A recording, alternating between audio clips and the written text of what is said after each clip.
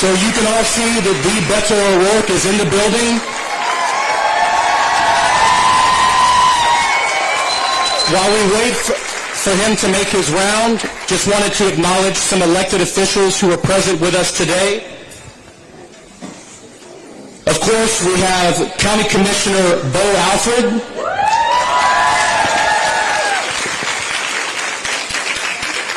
former Congressman Nick Lampson,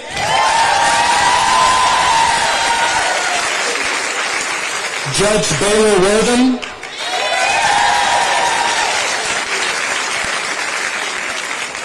we have the party chair of Orange County, Jack Smith,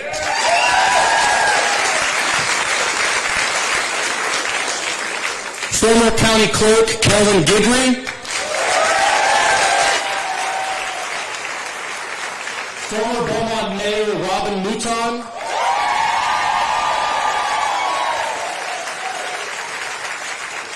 Judge Terrence Holmes, Constable Christopher Bates, Councilman Benjamin Flores, former Port Arthur Mayor Thurman Barty,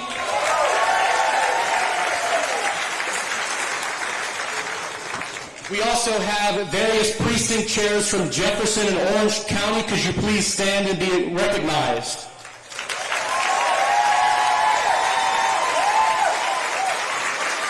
They keep the party going in Southeast Texas. Last but certainly not least, we also have Rhonda Hart and Michael Lane. Without further ado, I want to acknowledge my mentor and somebody who has served Southeast Texas for over 50 years, Congressman Nick Lampson. Thank you. Hello, Southeast Texas!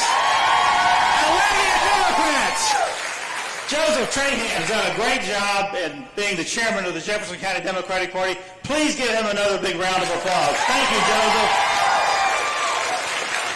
We're thrilled for tonight, and I thank you for all the things that each one of you has done in Southeast Texas for our political activity for the last many, many years. You know, we find ourselves at a critical moment in American democracy, a time when the foundations of representative government, not by we the people, are tested, but by the forces that seek to silence we the people. Let's talk plainly. Gerrymandering has always threatened the integrity of our elections, but mid-decadal gerrymandering like that split up this area in 2003 and changed the political makeup of all of Southeast Texas has taken this manipulation to a whole new level. It's no longer about population shifts. It's about power hoarding. Politicians are choosing their voters rather than voters choosing their leaders. That's not what this Constitution says. And if you don't have a copy, I beg you, get one and use it and point out to your friends and neighbors. And if that weren't enough, the flood of money in politics, unchecked and unaccountable, drowns out everyday voices. Corporations and special interests with their endless checkbooks have tilted the playing field. The result? Policies shaped not by consensus, but by campaign contributions. Enough is enough. At our No Kings rally recently, and also one that I was with Beto in Waco not long ago, I made a comment. When voices rise, crowns fall. When we, the people, reclaim their power, no gerrymandered line or corporate dollar can stand in the way of justice, dignity, and democratic renewal. I've spent, as Joseph said, much of my life in public service, and if there's one thing I've learned, it's that the way our political system is drawn, literally drawn, sometimes with crayons, sometimes with computers, too often determines who gets heard and who gets left behind. Gerrymandering has become a tool to protect power, not people. District lines are carved to divide communities, to entrench incumbents, and silence meaningful debate. The result is what we're living with now: hyperpartisanship, gridlock, and a political culture where too many leaders answer only to the loudest voices in their party, as is going on in the Senate tonight, not to the folks they represent. But every once in a while, someone comes along who challenges that system, not with more noise, but with more hope. There are few voices that embody this fight more courageously than the one we welcome here tonight. As a former member of Congress, he has stood against entrenched power, spoken truth to influence, and fought tirelessly for voting rights, campaign finance reform, and a government that listens. Beto O'Rourke is one of those people. So please stand up and help me welcome our friend, former Congressman Beto O'Rourke. That was awesome. Thank you. Thank you. Thank you. Let's hear it for Congressman Lampson. He still got it. He still got it. Chairman Trahan, thank you for the powerful words, the introduction, and for bringing all of these great people together. And I mean everyone. And if you're a Republican, I want you to know you're in the right place. If you're a Democrat, we're glad that you came. Independents, you are welcomed as well. This one is for each and every single one of us. A special thanks as well to the International Brotherhood of Electrical Workers and President Lovelady, who's right there in the back, who has welcomed us here today. Thank you, sir, for your service in this union and your service to our country in uniform. We are grateful to you. It is an honor to be with you. I'm thinking about the fact that we are celebrating soon the 4th of July. 249 years ago, we got this thing kicked off. And it's amazing. If you read the Declaration of Independence, that's what we're celebrating, is its ratification by the Second Continental Congress. This foundational idea within that document, which is the foundational idea for our country.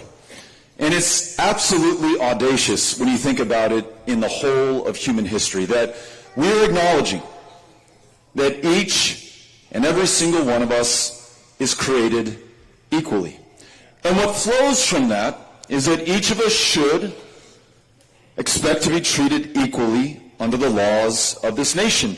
No tyrants, no kings, no one above the law, no one above the law, just a government of, by, and for the people.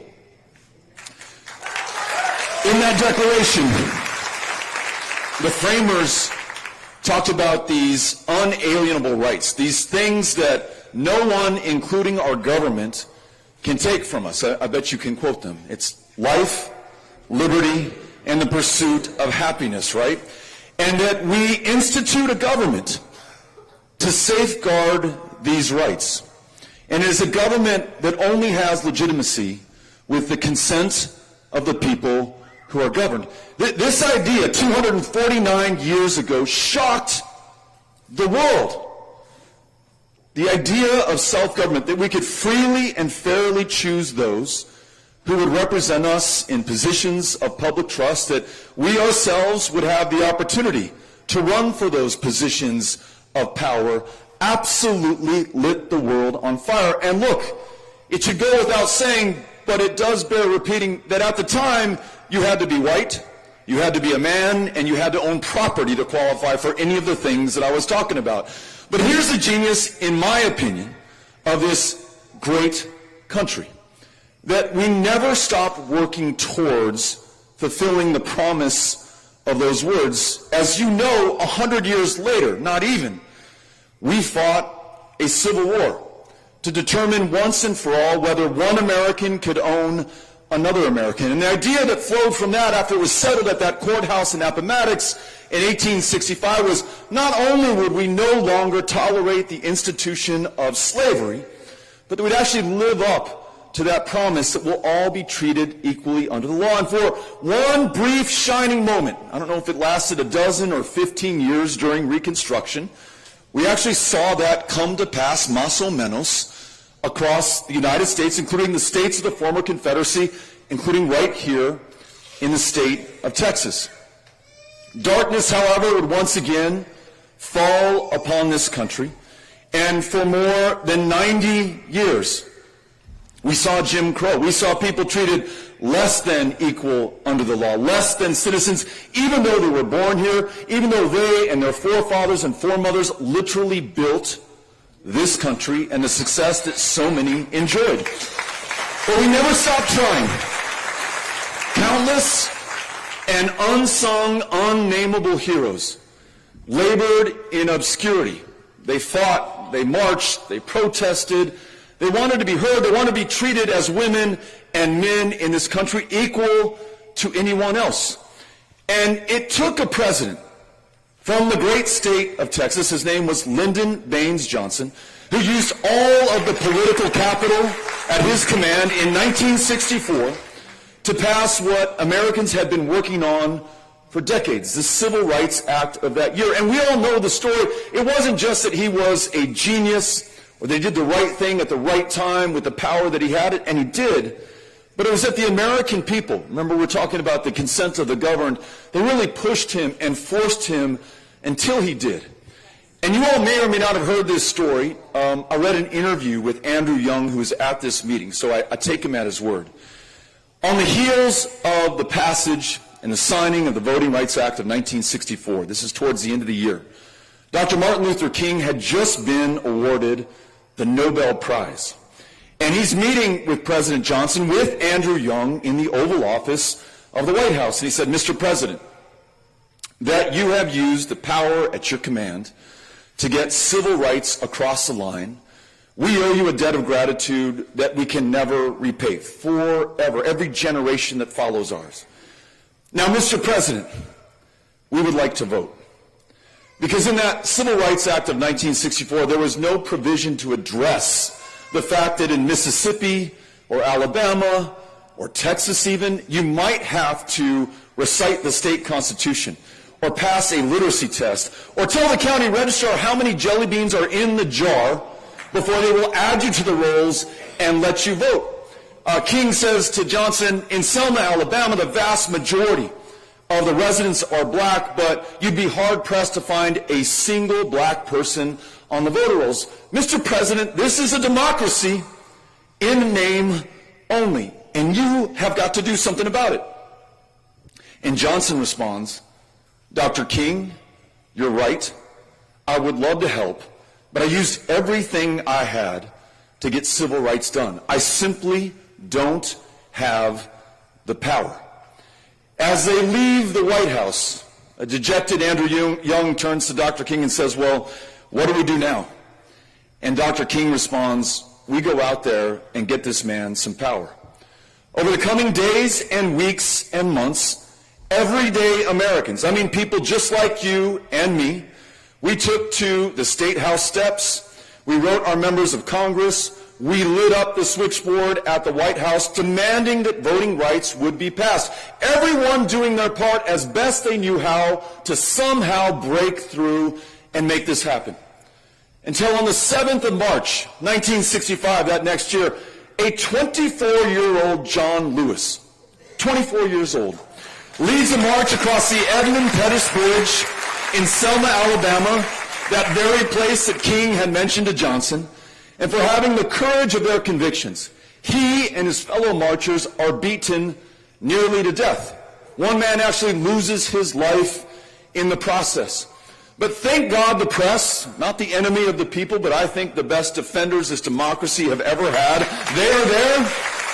They broadcast those images and that film across the country and around the world, and it is so galvanizing, such a catalyst, that within 8 days is light speed in politics. In 8 days, President Johnson convenes a joint session of Congress. Every member of the House, every member of the Senate.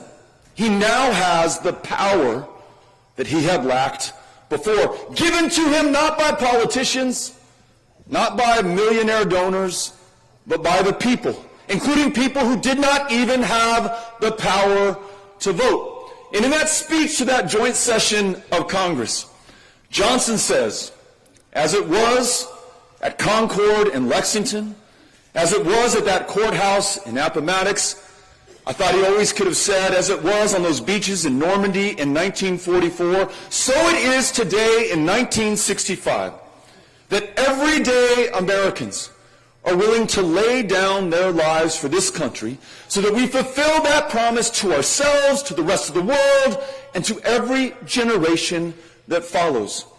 By that summer, Lyndon Baines Johnson is able to sign the Voting Rights Act of 1965 into law, creating a democracy for the first time truly in American history.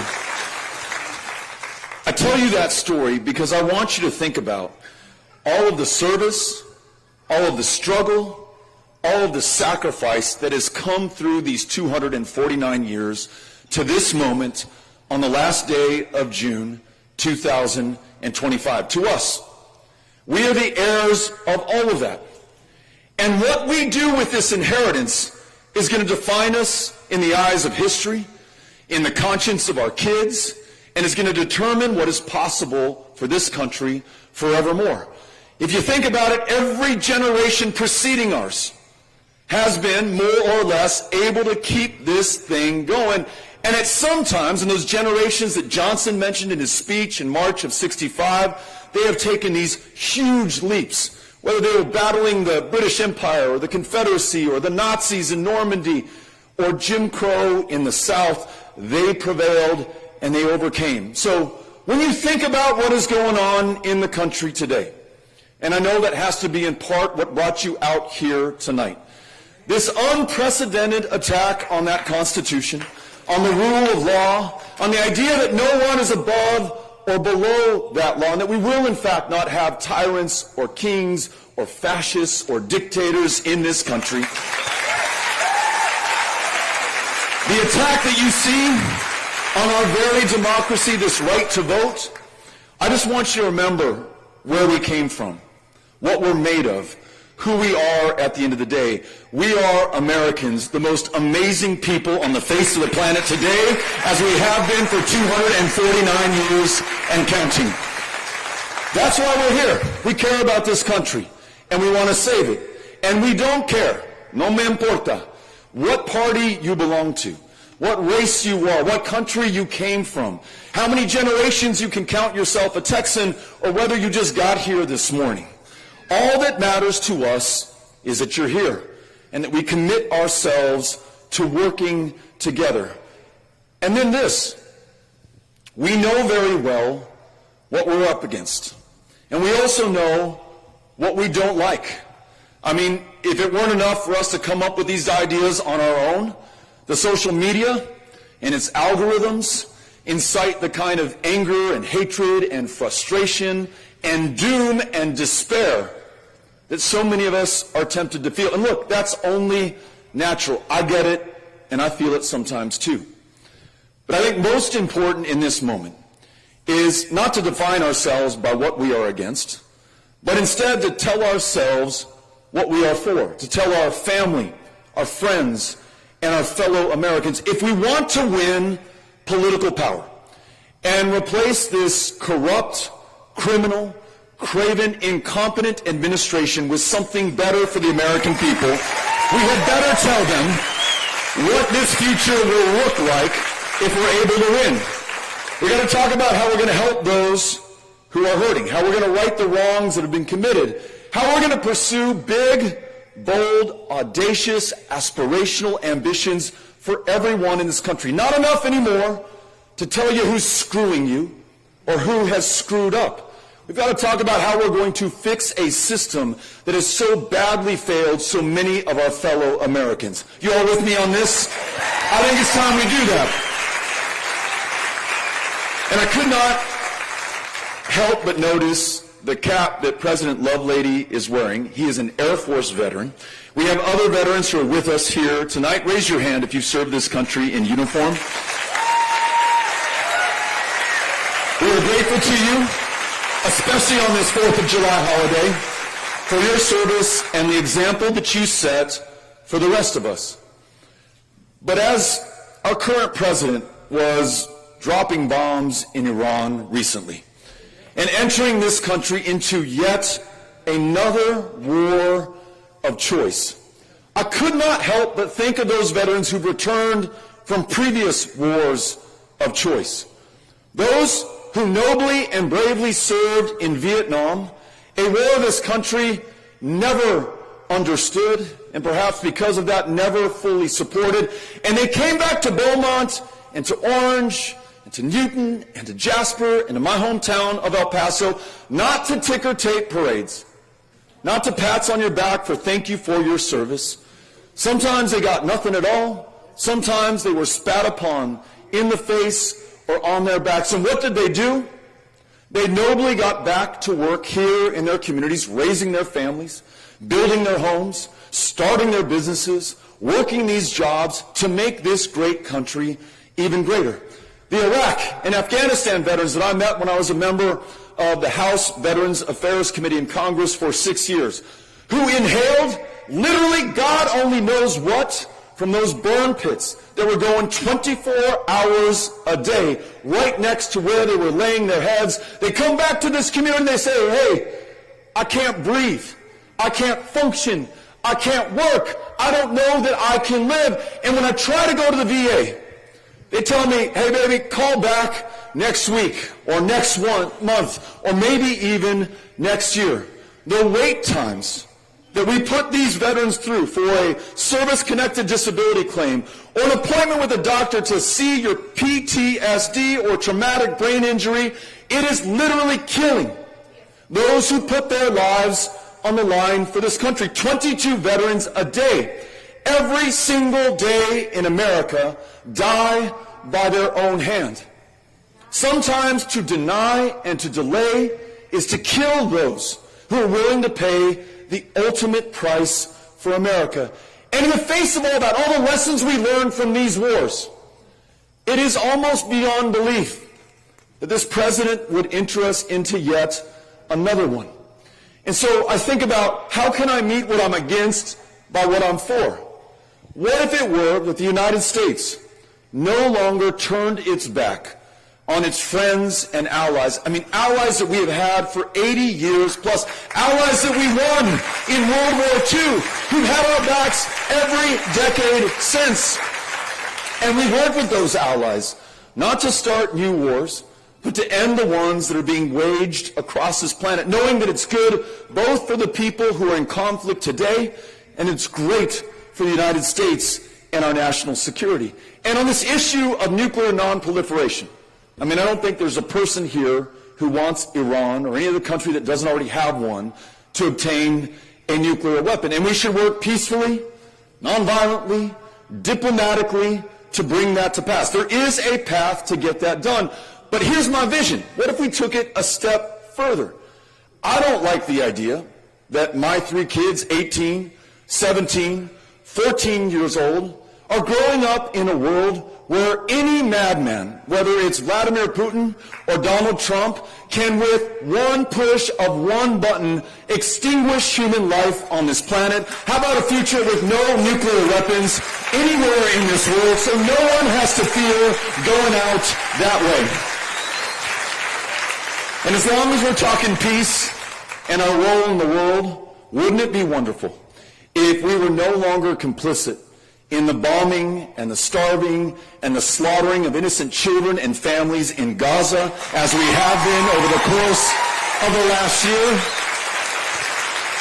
What if we worked with the awesome convening power that this country enjoys to bring all parties to the table and make sure that we establish a sovereign, independent state for the Palestinian people and guarantee the safety and security of Palestinians, Israelis, everyone who lives in that region, so we are no longer drawn into these wars and conflicts and do not become complicit in what is absolutely indefensible. And then I like this. Bring that logic back home to the United States of America. Make sure that this country really stands for human rights, not just abroad, but right here at home. What if you didn't have to worry about a plainclothes federal agent without a badge or without a warrant sweeping you up off the streets, detaining you illegally without due process, without your constitutional rights, deporting you to a gulag in El Salvador from which you will never emerge?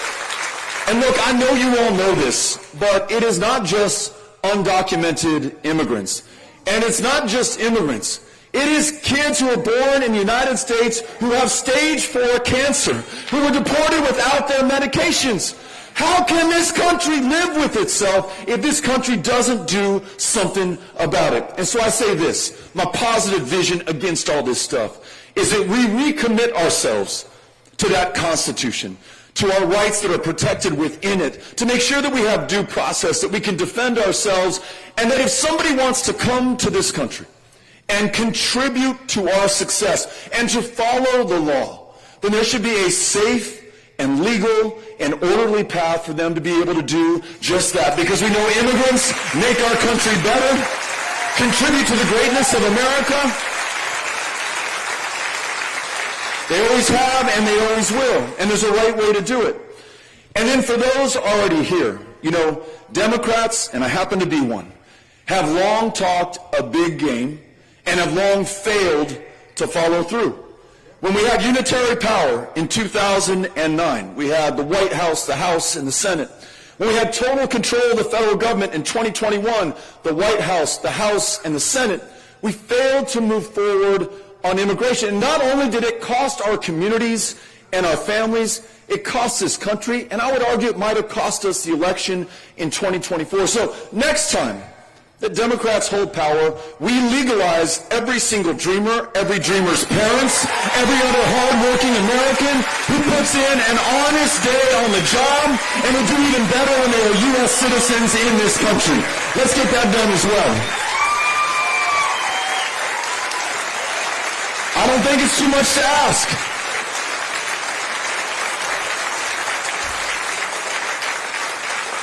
And speaking of those who put in an honest day's work, as you all know, I've been coming to Port Arthur and Orange and Jasper and Beaumont for 8 years.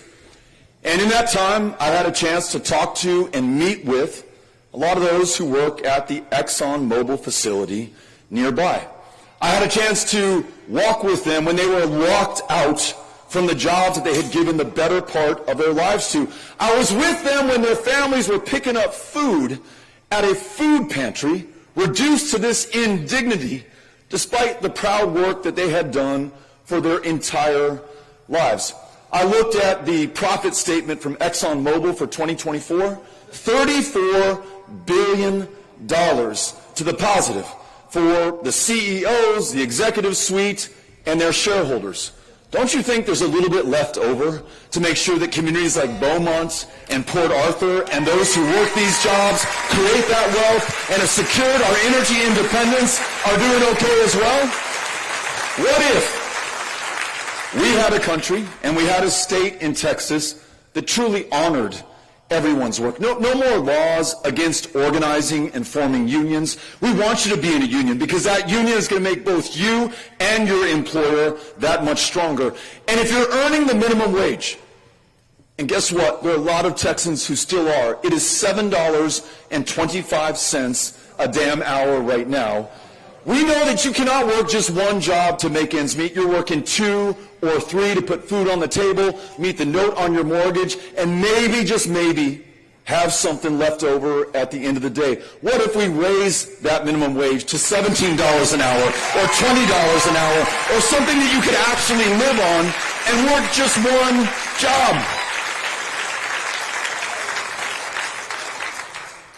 And for those who are working one of the toughest jobs that I can imagine, and I'm talking to you, school teachers, and speech-language pathologists, and the folks who make public education and local schools work for our kids. And I know how hard you work, because I was one of those kids in public schools. My 3 kids are finishing their education in public schools in El Paso right now.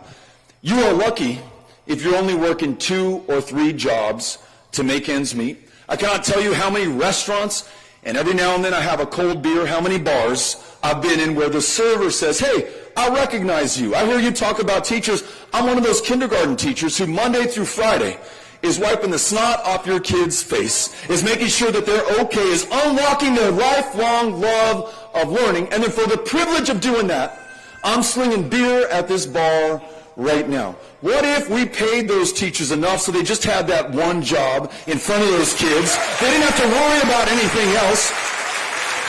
We remove this high-pressure, high-stakes test from their lives and allow them to teach to the child and be with that kid who they've given the best part of their lives to help. And what if we honored them by, when they retire, no longer waiting 20 years for a cost of living adjustment for those who are on food stamps, after doing their best to help this state realize its future and its potential. And then this budget bill. I don't know if there's anything beautiful about it. Maybe it's big. I don't know if you've seen the numbers. It's going to add just $3.3 trillion to the debt. I mean, George W. added trillions with his big budget bill and tax break for billionaires and millionaires. Then he got us into wars in Afghanistan and Iraq, which added trillions of dollars to the debt. Then Donald Trump, during his first administration, passed that first tax bill, added trillions of dollars of debt. And now we're going to add 3.3 more if this sucker passes. But that's not it. This is continuing, as you all probably know, the largest transfer of wealth in all of human history. You can go back 10,000 years to the Sumerians, and there's never been anything even close to what we are seeing. This is, as you know, the wealthiest and the most powerful country on the planet. And where did that wealth come from? The billionaires didn't snap their fingers and create it. Maybe they had some good ideas. Maybe they took some risk and initiative. Maybe they knew how to play the game. But when I talked about ExxonMobil right now and that $34 billion in profit that the shareholders and the top executives enjoyed, all of that wealth was created by all of the workers who made it possible.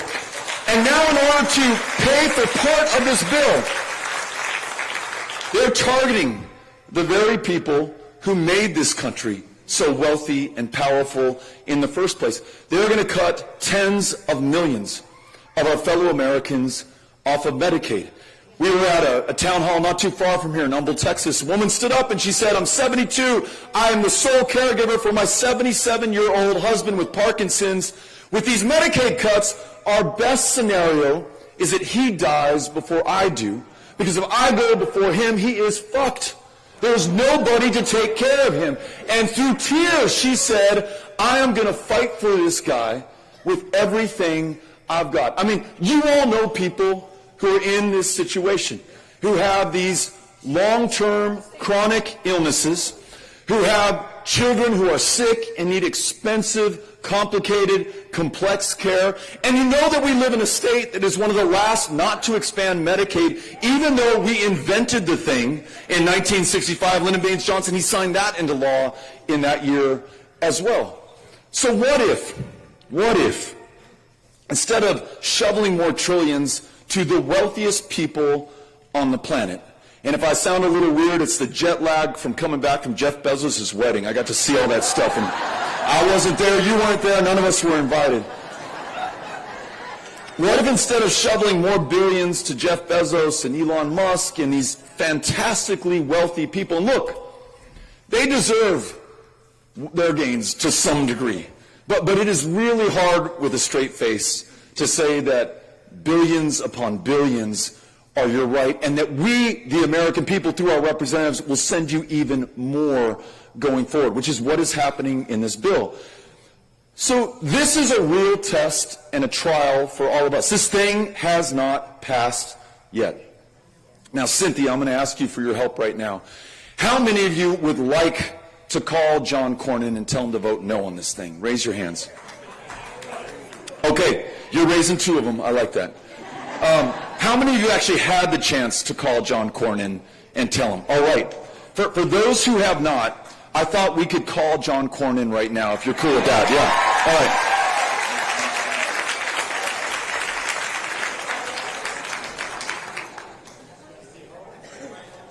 So I'm gonna leave the question open to you all. For general information regarding my office locations, press 1. To leave a comment regarding current issues of interest, please press 2. I'm going to press 2. Directly with a member of my staff, please press 3. I appreciate you taking the time to make your views known on current policy issues of interest to you. Please leave your comment as well as your local zip code after the tone. Thanks and have a great day.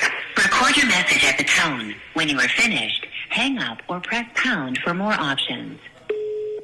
Hi, Senator Cornyn. This is your old friend, Beto O'Rourke. I'm with 600 of your constituents here in Beaumont, Texas tonight. And regarding this big, beautiful bill, all of us would like to say that we would like you to vote no! All right. Message received, right? All right. I think he heard you. Or else that poor staffer who checks the messages heard you. But they're going to let him know. Okay, my last piece of just kind of, Beto's dream.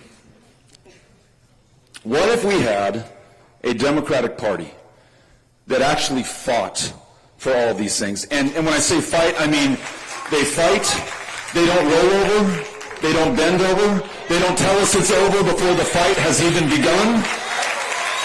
We have a Democratic Party that fights for everyone, everywhere, not 7 swing states where they poured $1 billion into in 2024 and lost every single one of them. I mean everyone everywhere. I mean Mississippi. I mean Alabama. I mean the great state of Texas too. And when they come to Texas, and when they invest, and when they listen to us, absolutely, we'd love for you to go to Austin. That's natural. And to Dallas, and to Houston too. But we would also like to see you in Beaumont, in Orange, in Nederland, in every other place that Democrats for far too long have completely written off. And it is no wonder that we struggle so hard to win so many of these critical elections when we're doing this by ourselves. So folks, it is going to take action from us because it might be a while before the National Democratic Party wakes up. And that means when there is a chance to protest, that we protest. I heard that No Kings was not bad here in Beaumont that Saturday. I heard the hands off was pretty good too. And if you don't see a protest, organize a protest. This stuff is breaking through. It is shaping public opinion. As Lincoln said, public sentiment is everything. He counted it more powerful than presidents and legislatures and courts. It makes everything we care about possible. And when your neighbors see you out there, they take a little bit of hope and inspiration. They no longer are tempted to despair. They say, hey, I also want to get into this. If you have thought about running for office, now is the time to do it. Not in 2026, but in 2025. If you've thought about volunteering for somebody who is running for office, now is the time to sign up and get on those campaigns. And lastly, those powered by people volunteers who are in the yellow vests around the room, they will sign you up for our program, which does 2 things, and both are important. 1, we register currently unregistered but eligible voters. And then 2, we acknowledge that this is the toughest state in the nation in which to cast a ballot. That great Voting Rights Act that I told you about at the beginning, completely gutted in 2013 by the decisions Shelby versus Holder. There's no pre-clearance. The state of Texas can do everything it wants to, and it does, to keep the most vulnerable from casting that ballot. So the second thing we do is after we register someone to vote in person, we say, hey, would it be cool if I stayed in touch with you? 99 out of 100 times that person says yes. And so we trade cell phone numbers. We don't give it to the Democratic Party. We don't give it to powered by people even. We don't give it to a candidate. It is the person that registered that young person who is staying in touch with them. And they say, hey, it's 30 days since I last saw you. You should have received your voter registration card in the mail. If they haven't, we track that sucker down for them. When we approach the election, we say, you may not know this, but Texas has the strictest voter ID laws in the country. Here's what you're going to need to bring to your polling place. And if you have any other questions about the rules, just hit me up. I am here for you. I am your voting Sherpa. And then we tell them, this is your nearest early voting location. Here are the early voting location hours. Here are the dates. And then every single day of early voting, we stay on you until you have told us that you have cast that ballot. Let me tell you what happened last year when we ran this program. Nationally, and Texas always performs under the national average, nationally, young voters, 18 to 29 years old, turned out at a rate of 42%.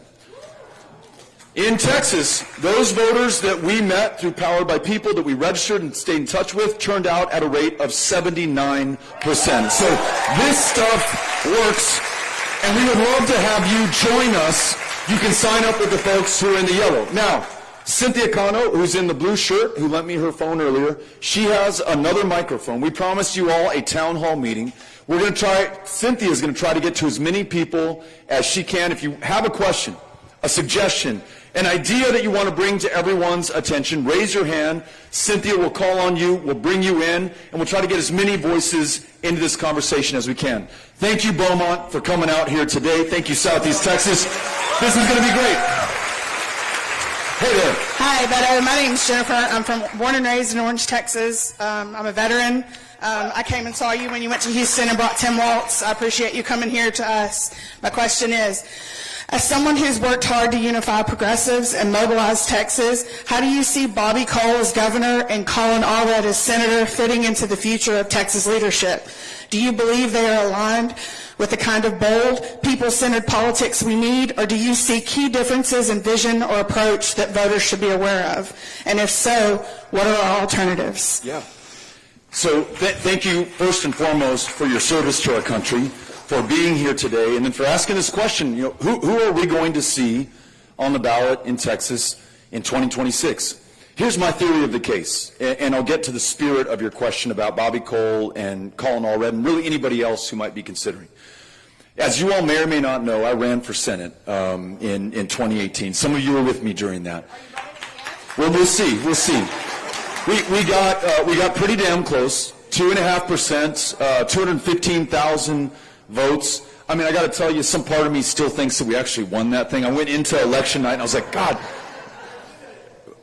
Well, down ballot, because there were so many extraordinary people running, we had the largest voter turnout for a Democrat in Texas history. We were the first Democrat since LBJ in '64 to win the 5 major metro areas and their surrounding counties. Young voter turnout, because we were hanging out on college campuses and meeting young voters, up 513%.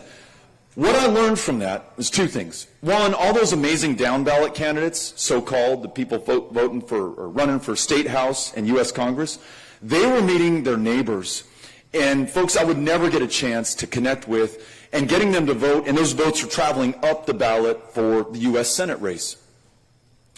We were also helping a little bit in our way. 12 insurgent Democrats defeated 12 incumbent state legislators. You saw 2 incredible insurgent Democrats defeat 2 incumbent entrenched Republican congresspeople, including Colin Allred, beating Pete Sessions.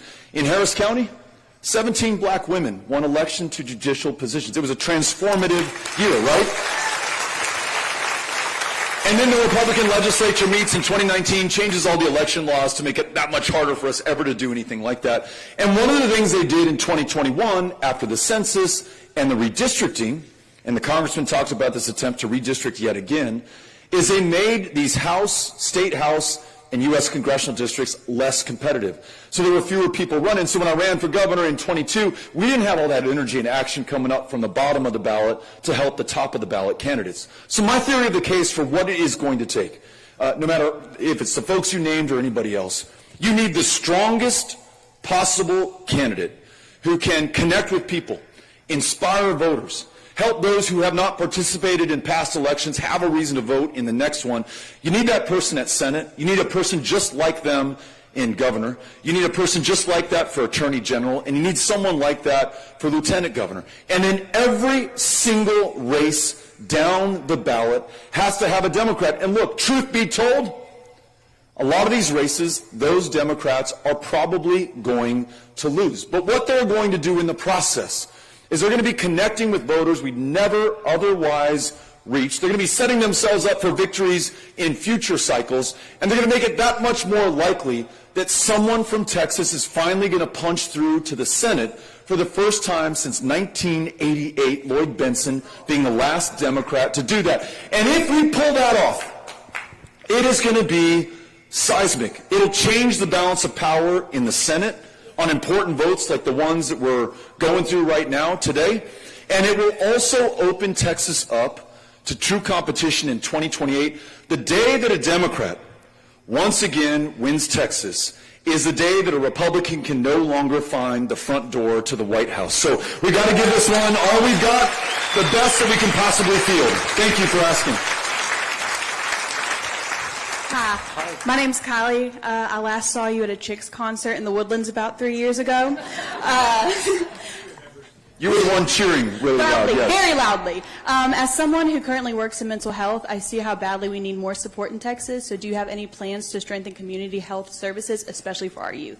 Yes, and thank you for working in community health. I mean, this is another one of the most important jobs that I can think of that is under attack, that's on the chopping block right now. What's going to happen if we take millions of people off of Medicaid in the state of Texas, folks who are just barely hanging on by their fingernails? I mean, we know the physical health consequences. We were just in Laredo 2 days ago.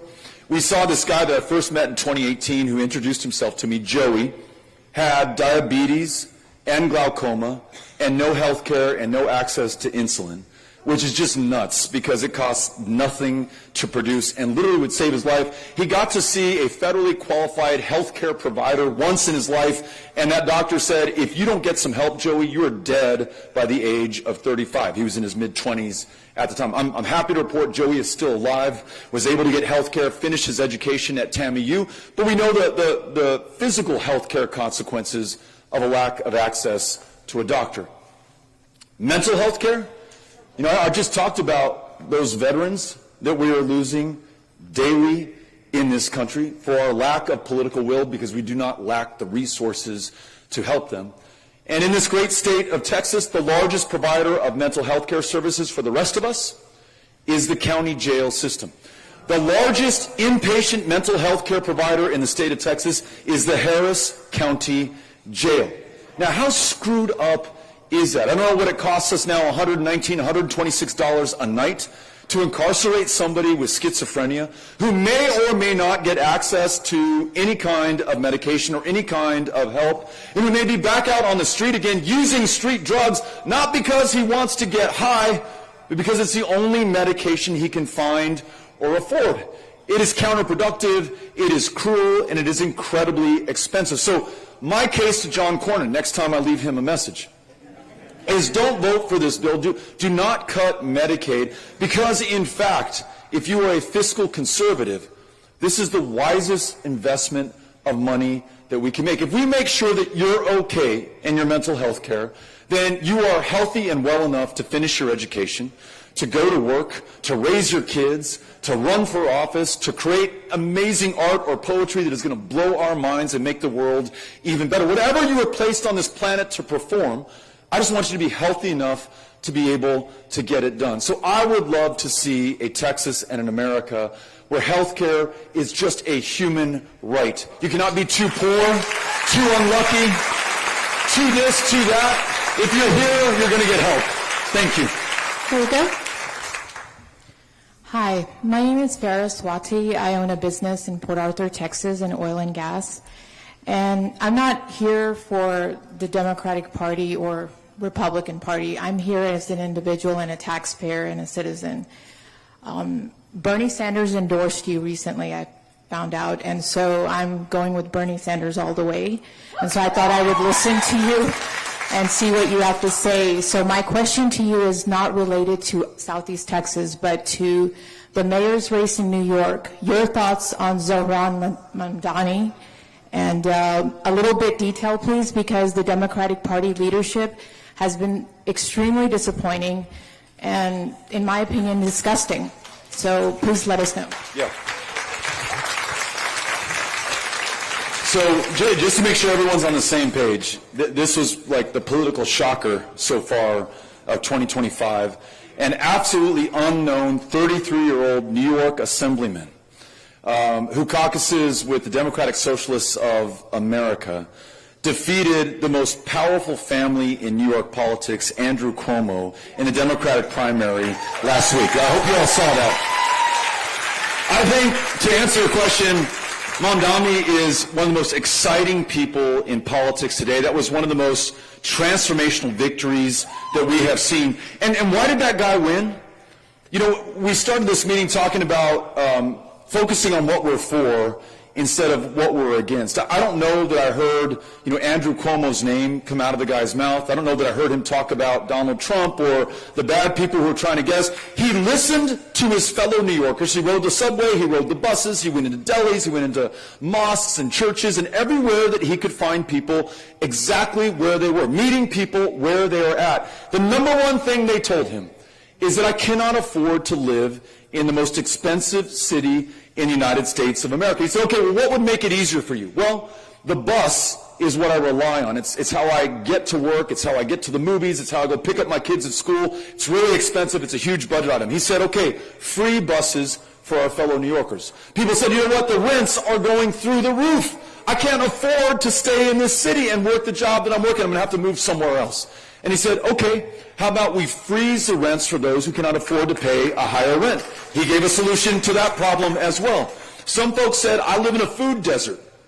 I literally cannot get healthy calories into the body of my kid to burn while they're at school learning in these great classrooms. And Mamdani said, okay, how about we run a pilot of city-owned grocery stores? Now, you don't have to agree with every one or any of those propositions, but you must confirm and acknowledge that he was speaking to the very real needs that he heard from his fellow New Yorkers, and they elected him, at least in that primary, in a shocking, overwhelming victory against the old guard. And so here's my thought. We should all get behind Mamdani. We should ensure that he wins that general election in November, and we should learn from him.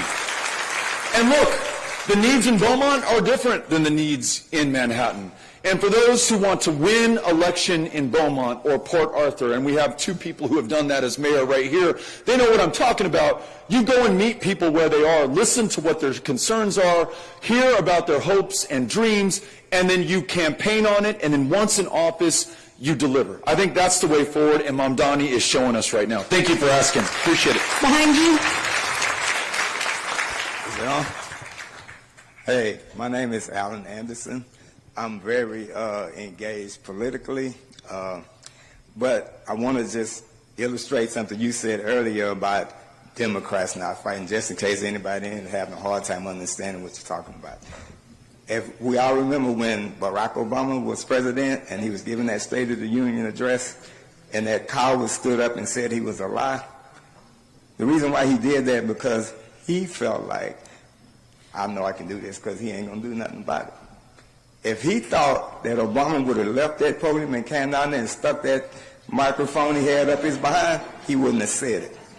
But the difference, and another thing to illustrate it, we talk about Democrat and Republican, but to me it's people who stand on the side of white supremacy, racism, bigotry, misogyny, and injustice, and then there's the people on the other side who stand for what's right and equality and justice for all. Okay? Now, to illustrate the difference, what has been, because whether you like it or not, if somebody's running for president, they're either going to win as a Democrat or a Republican. You can call yourself anything else you want to, but at the end of the day, it's going to be more people aligned with the equality and justice or more people aligned with white supremacy and bigotry and all the other stuff.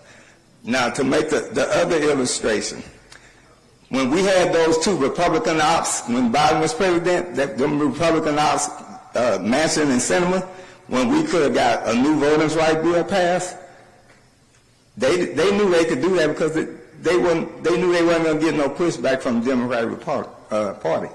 Today, Tom Tillis, Republican senator from North Carolina, he stood up and said, I'm not supporting this wretched-ass bill. He didn't say that, but I'm saying it for him. Immediately, what did Trump do? Oh, I'm going to primary you. They know that if they challenge the people who are in favor of white supremacy and bigotry and all that other stuff, If they have to kill them, they will do it. The difference has been people who are on the side of wrong, they're willing to do anything to win, up to and including murder. So what I want to encourage everybody in this room to do tonight is be ruthless for what's right. I'm not saying go out and murder nobody. You ain't got to beat nobody up. But people need to know that, hey, I'm not messing with him because he don't play that shit. Don't stop tolerating people that you know in your family, your friends, your coworkers. Quit tolerating the racism, the white supremacy, the bigotry, the misogyny. Stand up to them. That they know that you're going to do something about it, they're not going to mess with you. But if they know they can run all over you, they're going to keep on doing what they've been doing. So I'm encouraging everybody, go out and fight for what's right. I love that. Be ruthless for what's right. Hi, my name is Nelda, and I'm a federal employee with Social Security Administration. I'm also American Federation of Government Employees elected official, so I serve. The problem that I have is with all these changes, my counterparts lost their jobs. I'm fighting trying to get Social Security benefits processed and everything for these individuals. What are they going to do to help me get coworkers in there so they can fight in the line with me? Secondly, I am a business owner as well. With that being said, my property's been broken into several times. So I would like police officers to live and police the neighborhoods. How can Congress do that for me? Thank you. Thank you for being here. So look, on this first issue of Social Security, how did we even get to this place? If you look at the 2024 election, maybe even go back further to 2010 when the Supreme Court, in their infinite wisdom, and they've been deciding some doozies recently, in their Citizens United decision said that money is speech and corporations are people, and therefore corporations can spend unlimited amounts of money to influence the outcomes of election. Elon Musk, in 2024, spent nearly $250 million, one single person, nearly $250 million to one candidate and one campaign. And then it is no surprise after Donald Trump wins, he literally hands Musk the keys to the kingdom, including to the Social Security Administration and to the private, privileged, personal information of every single one of us, because every single one of us who has worked a day in their lives is in that system right now. Then to add insult to injury, they cut the number of staffers there who are trying to help us and our kids, those with disabilities, our survivors from dependent spouses, to get the help that they need, that they paid into. No entitlements here, right? No giveaway, no handout. Every single one of us has paid into that every single working day. And so I just want to make sure that we connect the dots on this stuff. This just didn't come out of nowhere. When you allow unlimited amounts of corporate money in politics, you get something far less than a democracy, and you no longer have the consent of the governed. And so, even more important that we do everything we can to stop this bill, this big budget bill that has enshrined in it these cuts to the Social Security Administration, to other federal workers. I mean, some of them we've already lost.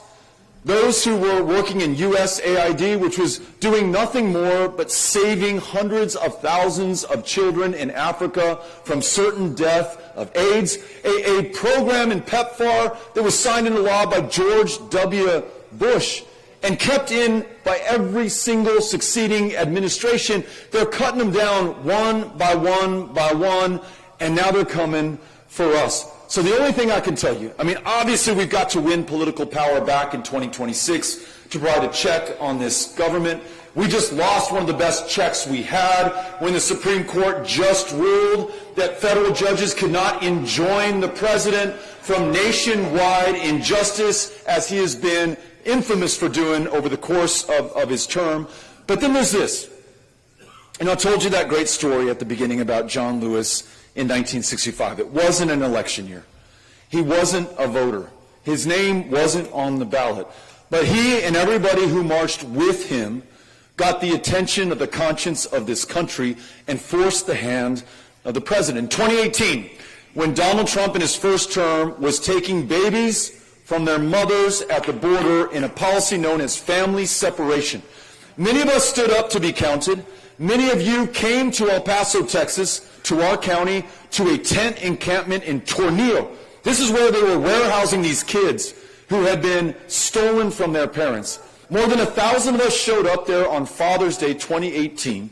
We were there to testify to our fellow Americans what was being done in our name, and it so raised the pressure on the president. He knew this policy was so damn unpopular that within 3 days he rescinded family separation. So look, protest doesn't work every time, but when it does, as it did in 1965, as it did in 2018, it can literally change this country. So if you do not like what you are hearing right now, then let's make sure that all of our voices are heard. Let's add to those phone calls to Cornyn's and Cruz's office. Let's get out there and protest on the streets of Beaumont or wherever we live. I mean, you might feel ridiculous with that sandwich board on at that intersection all by yourself, but I guarantee you, you're going to get some thumbs up, probably some birds as well. You're going to get honks of support, and you're going to give other people hope and inspiration. On this issue of local crime, you know, I'm tempted to ask Constable Bates to come up and answer that question, but yeah, if he wants to, or anybody in law enforcement, welcome to answer that question. But when it comes to the federal connection, to the national government's connection to this, you know, when we cut back on things like CDBG funding so that there's programming for our kids after school, when we close down our recreation centers early instead of keeping them open all day, when we cut grants to local police forces to make sure that they have the equipment and training that they need, then it hurts us in our communities, and that's what this government is trying to do right now. Thank you for asking. All right, folks, there are a lot of hands up, so I'll ask you to please keep your questions short so I can get to as many people as I can. Brother Beto. Sir. For everybody who don't know, my name is Stephen Lovelady. I'm the president of the International Brotherhood of Electrical Workers, Local Union 479. Brother Beto has visited us before on 2 occasions, if I remember. And Brother Beto is welcome in this hall at any time he wants to be here. Thank you. Now, let's get to something that you brought up. You gave us a history lesson of the Constitution. IBEW has a Constitution too. And in our preamble, one of the things that is in that Constitution is we will expel from our midst any communism, Marxism, or any other ism, Trumpism, from our midst. Labor has been attacked and attacked and attacked for decades. I've lived it. I've been doing this for 45 years. My father, an electrician from Local Union 479, an Army veteran, making $3 an hour over in the orange shipyards. He breaks out, gets to the inside, he's making $5 an hour. Now, back then in the late 1950s, that was a lot of money. When I broke out and got to be a journeyman, I was making $19.63 an hour, and that was good money back in '84. Right now, I'm making around a little bit over 33. But because of the taxes that's been put on by the Trump administration in 2 terms, my dollar will not stretch any further. Ladies and gentlemen, every one of you here tonight works for a living, I'm sure. You have scraped, you have sacrificed, you have been working. Well, I'm 68 years old, I'm still freaking working, dude. I should be retired. Why? I can't. Why? Because there is no way on God's green earth that I'm going to be able to survive on Social Security and the meager pension I get from my union. But ladies and gentlemen, the way that we combat this, right to work has been on the books since the 1930s. Right to work does not allow a union to go in any place and try to organize a place that doesn't want to be organized. All we can do is get them outside and talk to them. We need to rescind right to work in the state of Texas and in the United States, period. So everyone who wishes or thinks they want to join a union will have the opportunity to do that. And we will welcome anyone who is willing to listen to us. You don't have to join our union if you don't want to. If you're happy with where you're at, good for you. But if you want to have representation that's honest, like Brother Beto, if you want to have benefits that are going to be great for you, like Brother Beto wants us to have, if you want to have a career like I've had over the past 45 years, you want to have a career, you want to have workplace protections, you want to have some insurance, you want to have some a decent freaking way to save money, they try to join a union. But we invite everybody out there, but right to work laws have to go, Brother Beto, across the United States. And I want to see a bill in Congress to eliminate or outlaw any right to work laws in all the 50 states in Puerto Rico and our other places. Thank you very much. Thank you, President Lovely. I could not agree with you more.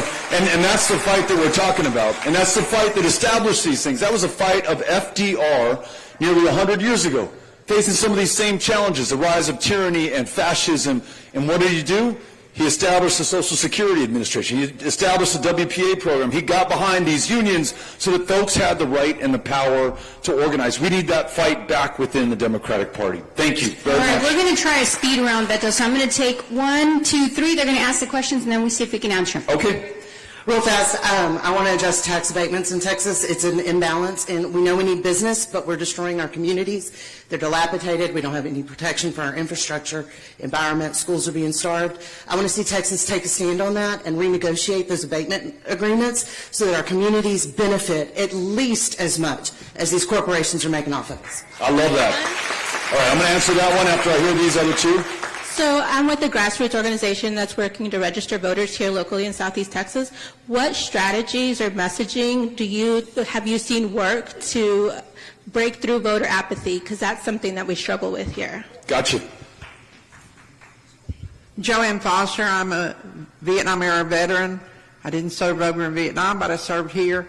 The biggest discriminatory decision was a decision pertaining to Monsanto and Fort McClellan, Alabama.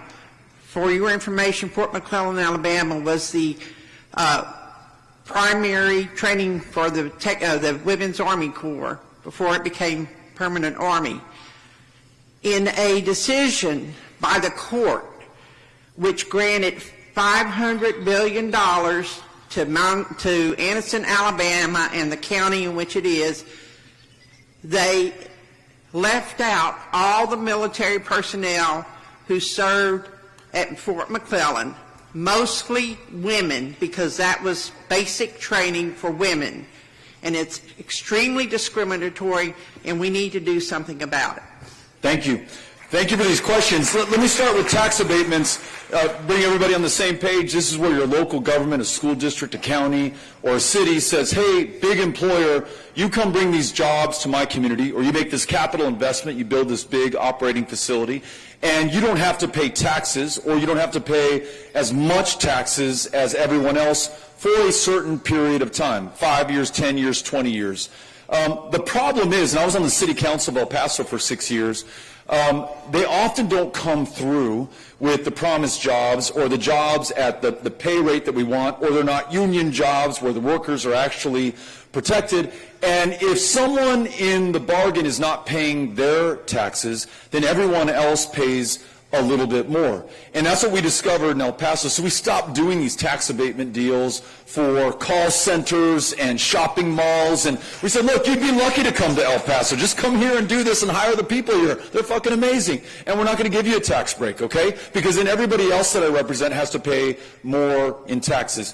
In terms of strategies to attract eligible but unregistered voters, powered by people we set up on college campuses all across the state, including Lamar. And look, I'd love it if we just dressed up as Uncle Sam and had a copy of the Declaration of Independence and people wanted to come up and get registered. But instead, to catch their interest and begin the conversation, we might say, how about a donut or a slice of pizza? We want to talk about whether or not you are registered, and sometimes just having some food, having a conversation, having other people who are like those that we're trying to register helps to be like kind of an icebreaker. And then we start talking about, you know, the price of housing or college tuition, and wouldn't it be nice if it changed? And oh, by the way, this is how it changes. You get registered, you vote, we elect people who will do this. On this issue that you brought up, ma'am, from the Vietnam War era, just as a reminder for everybody, it took this country, if you can believe it or not, 40 years to treat exposure to Agent Orange as a presumptive condition for the cancers and the diseases that were killing the men and women who served and were stationed overseas. 40 years where people were showing up to the doctor's office or the VA and they're like, hey, I can't breathe, or these tumors are growing in my body, and I think it was that stuff that I was inhaling in Vietnam. And you know what the government said for 40 years? Good luck, you're on your own. We had nothing to do. 40 years, that happened, by the way. We finally acknowledged what we had done during the Obama administration. And did it cost us a lot to treat those who were exposed to Agent Orange? Yes. Hundreds of millions, if not more, but we will pay any price and we will bear any burden for anyone who has put their life on the line for this country and been willing to serve. And that includes you as well. And I want to make sure that we understand how we can successfully advocate for you and other veterans in a similar situation to make sure that we get this right. Thank you for asking. All right, I have time for 2 more speed rounds. I will hold the mic. You can ask the question. Okay. I'm Macy Jensen. I turned 16 in 2 weeks, and something I've found in school is that I can never get enough information about what is presently going on both around the world and like in my community. It only teaches about absolutely anything else, and I was wondering if there was anything we could do to get more information to us so that way we can be prepared for the future whenever we are ready to get involved with everyone else. I love that. Good afternoon. My name is Mickey Mosley. I'm the president of 13243 United Steelworkers here in Beaumont, Texas. I want to thank you for coming down a few years ago during our lockout. You walked picket with us. You came by the pantry like you talked about earlier. He mentioned a couple of things tonight, and I want to point out something that the brother with the IBEW had said earlier about right to work. Something a little bit more scary than that. When you talk about police officers that are scooping people up, I say police, federal agents that are scooping people up off the streets, when you talk about the Civil Rights Act earlier, something that affects every person that's in this room tonight is the National Labor Relations Act of 1930. Google it. You've got billionaires and you have got corporations that are suing to repeal that. They're saying it's unconstitutional. That affects everybody in this room. That affects your right to organize. That affects your right to work for overtime. It affects everybody in this room. Thanks again. Thank you. All right, and last one over here. All right. Here we go. My name is Howard Davis. I'm just an old retired Democrat. Is democracy going to survive Donald Trump? A nice easy one for the last question of the night. All right, I think we're going to have a fourth one. Okay, so answers. Okay, beginning with Macy. Can we hear it for Macy, 16 years old, out of town hall? Go Macy. You know, if you have not heard this question before, I will share with you. I'm on college campuses all the time with Powered by People, registering young voters. And I cannot tell you how many times someone like Macy has approached me, or after I get them registered to vote, they say, hey, Beto, how do you know what's true? And the first time I heard that, I thought, is this a trick question? And then I realized that likely, and this is an example from El Paso, you know, they're not reading the El Paso Times. It's kind of a skeleton of what it once was as a newspaper. They're not tuning in to broadcast news. You know, when I was growing up, it was Dan Rather on the CBS Evening News, watching it with my dad every night. They're probably not watching cable news, whether it's Fox, MSNBC, CNN, Newsmax, or anything else. best shot they have of getting any shred of truth is on TikTok or Instagram. And because we treat them like utilities who are not responsible for what is passing through their pipes, even though we have become the products of these algorithms and they're making billions of dollars off of us, we cannot do anything to regulate the misinformation and lies, that's the more accurate word for it, that so many people, including young people, are receiving right now. I wish I had a great answer for how we fix this. Some ideas. There is a free online Texas newspaper called the Texas Tribune, which is pretty good, independent, objective reporting and writing. Doesn't have a bias, follows what's going on in the state legislature, follows what's going on in Congress and the White House from a Texas perspective. I know that there's a local paper here. If you can't afford a subscription, perhaps they have a free version. I don't know if there's a reporter from the local paper who can help us with that. And then sometimes there are these independent nonprofit newsrooms in our communities. And in El Paso, there's one called El Paso Matters. So I would look for that as well. And then lastly, because I'm just going to assume for the sake of the argument, you're on some of these platforms like TikTok and Instagram, as you find the truth, because so many of your peers are getting all their information on these places, anything you can do to share that, like share what you heard tonight and how it struck you and what it moves you to do going forward, I think that's going to be very powerful going forward. So I thank you for that. All right. National, sorry, Beto, go ahead. No, you go ahead, sorry. Okay. The National Labor Relations Board, we mentioned 1930, we were talking earlier about what if Democrats fought. They used to fight. President Roosevelt coming into office in the midst of the Great Depression, facing these threats that would culminate in World War II and the loss of tens of millions of lives around the world, beating back fascism, saving democracy here at home, which is going to get us to our next question. He was also fighting for the working woman and the working man to make sure that they had a fair shake and an even shot of being represented, for the pay that they would receive, for the working conditions that would allow them to safely return home to their kids. And as the gentleman points out, it's not just good for members of unions, it's good for every other single working American. The benefits all accrued to all of us. These tech bros who think that their billions were made by their own genius and other corporate titans of the extraordinary wealth and power that we see in America today don't want any of this to remain, even in states like Texas that is right to work, where we barely have the right to organize right now. So much as we talked about Social Security and some of these other agencies under attack and under threat right now, if you care about this, this is a time to stand and be counted. This is the time to speak up and to be heard, because if you're silent, you are complicit in what will come. And look, there will come a time where your kids or your grandkids or your great-grandkids will say, hey, Mom, Grandpa, what were you guys thinking in 2025 when 249 years into this thing, you all lost what my history book tells me Lincoln called the last best hope of Earth. Now, we cannot be on the receiving end of that question. We absolutely have to come through.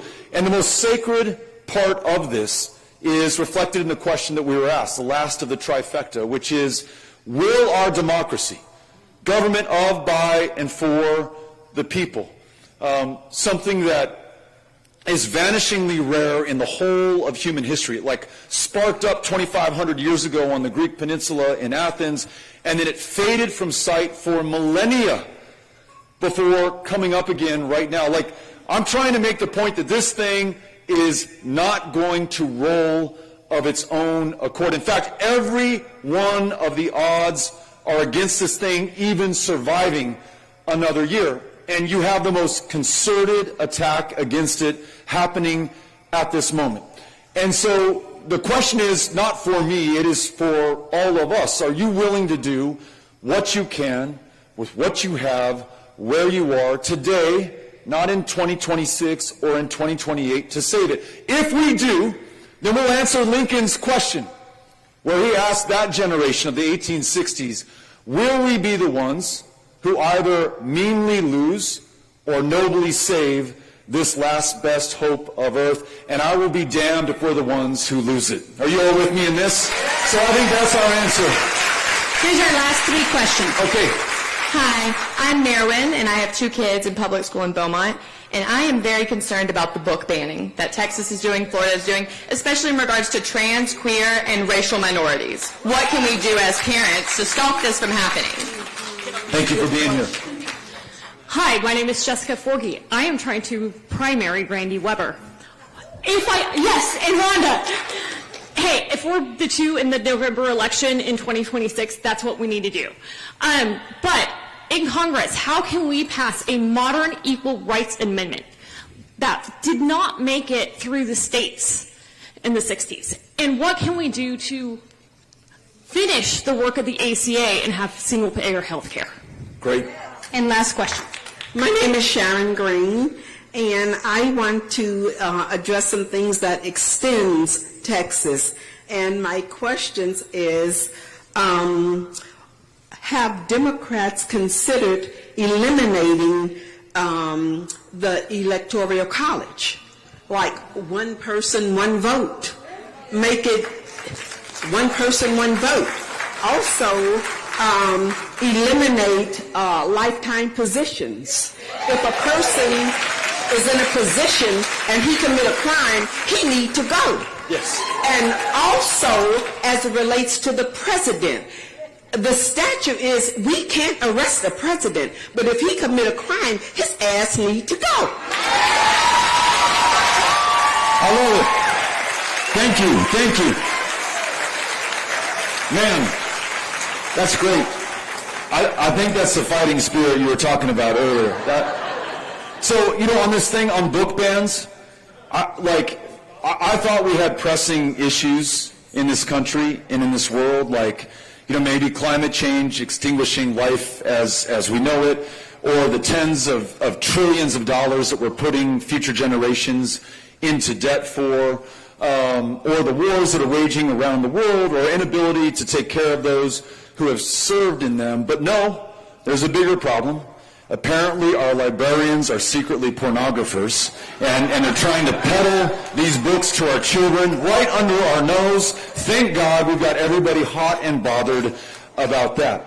And it's like the other issue that was mentioned in conjunction with this one, that somehow someone of the opposite gender of your child is going to sneak into their bathroom and do something to them, or your child is going to be unfairly posed against another child on a volleyball court, and then that's going to be the end of the world. And I don't mean to diminish people who have concerns about these issues. Obviously, let's hear one another out. Let's get an idea of where you're coming from. I want to understand your perspective, but let's also put this whole question into the larger perspective of what's happening in this country right now. The gentleman just asked, are we about to lose our democracy? They want us focused on trans kids.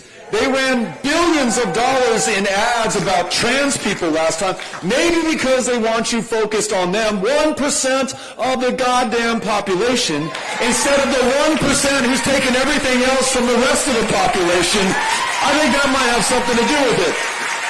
So let us not play their game. Let's stay focused on the big questions. There was another one about the Equal Rights Amendment, and I think it's a fitting question given the fact that we live in a state that passed the most obscene abortion ban in America. There is no exception for rape, incest, nor is there an exception for the life of the mother, and we already know that it has cost the lives of mothers in Texas already. So do we need additional protections enshrined in the Constitution? Absolutely. But let me tell you this, to give you some hope, because I know it can seem hopeless at times in Texas, especially for women and for girls. A little more than 50 years ago, abortion was just as illegal in the state of Texas as it is today. No one rode to our rescue. In fact, it was women from the state of Texas. You all know the name Jane Roe, and her attorneys, Linda Coffey and Sarah Weddington, who came from big, blue, progressive Abilene, Texas. Those three young women, Sarah Weddington, The most complex case she had ever handled before Roe versus Wade was a no-fault divorce. And yet she was able to prevail 4 years out of law school upon an all-male United States Supreme Court in 1973 to confer protection for this fundamental right that all of us have to do what we wish with our own bodies, our own health care, and our own future. And I know that that right has been taken away by this president and his Supreme Court, but I know what Texas women are capable of. They've done it once before. They will do it again. So my money is on the women of Texas coming through again. And you all, and Rhonda Hart, who's here also running, you are great examples of it. There was one more question, Connell. Oh my gosh, this great question and the fight that you showed when you asked about the Electoral College and about a president who commits crimes and who should no longer be in office. I mean, that's one.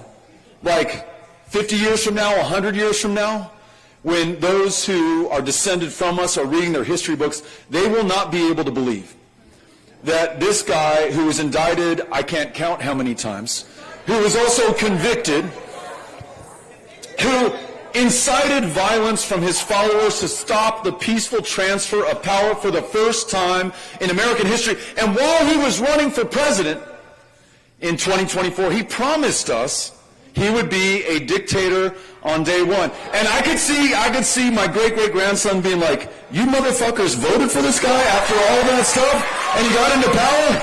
What were you thinking? What were you thinking? I don't know that we were thinking, but we are now.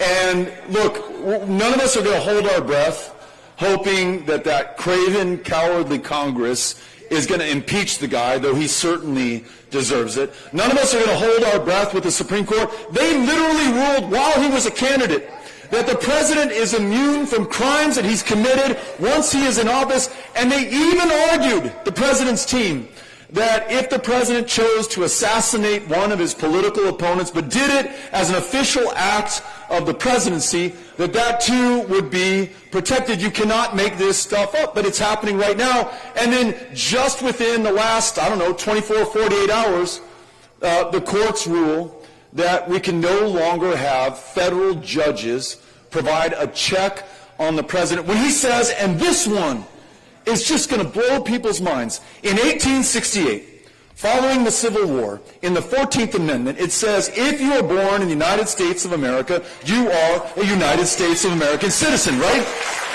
President Trump, on the first day in office, says, I know that we fought that war. I know that we passed that amendment. I know that it says it in the Constitution, but by executive order, I'm now saying that if your parents came from somewhere else, if they came from England or Ghana or Mexico or Vietnam or anywhere else, and my forefathers came from Ireland, yours probably came from somewhere else as well. If that is the case, you are no longer due U.S. citizenship. And we can round you up on the streets through these plainclothes, unbadged, masked agents and send you to some country you've never been to before, whose language you don't speak. And so judges across the country said, no, this is wrong, this is illegal, this is unconstitutional. We enjoin you, Mr. President, meaning we are stopping you from doing this nationwide. The Supreme Court just ruled that judges can no longer do that. So in some states, where federal judges have the power to enjoin the president, your citizenship is protected. In other states, like Texas, which has not enjoined the president, if your parents were born somewhere else, but you were born in the United States, you could be deported. That is incredibly messed up. But none of those outside actors, the courts, the Congress, certainly the president or his administration, are going to save us at this moment of truth. It really is going to be the American people. And that can sound like a line. It might come off as corny to you. I don't think it has ever been more true than it is at this moment. We really will lose the whole thing if we don't stand up, grab it, and take it back right now. So whatever form it takes, commit yourself to the action necessary. It is the antidote to any despair that you're tempted to feel, and it is the key to victory. You with me on this? All right, we together? We have got to do this if we are going to come through. They're counting on us. ¿Es todo? Beaumont, Southeast Texas, thank you for coming out here tonight. This has been a real honor and a pleasure for us. We're going to hang out for a little while in case anyone wants to take a picture. If you do take a picture, share it on TikTok or Instagram or social media and tell people why you came and what you're going to do to save this country. Gracias.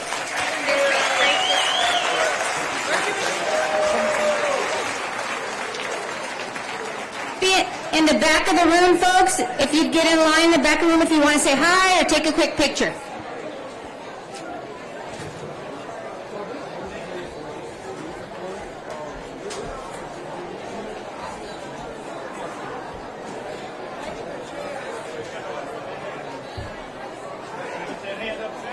Yeah, certainly. I certainly do. I was like, oh, God, something going to be.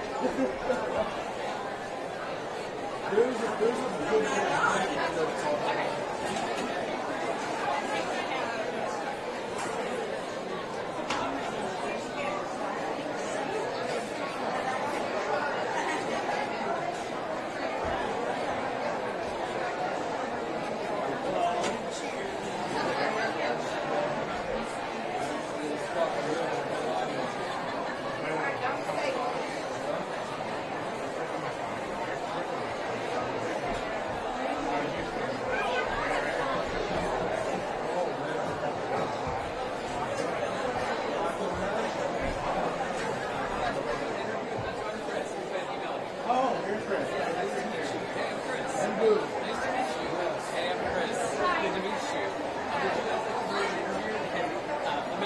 grab everybody and go together.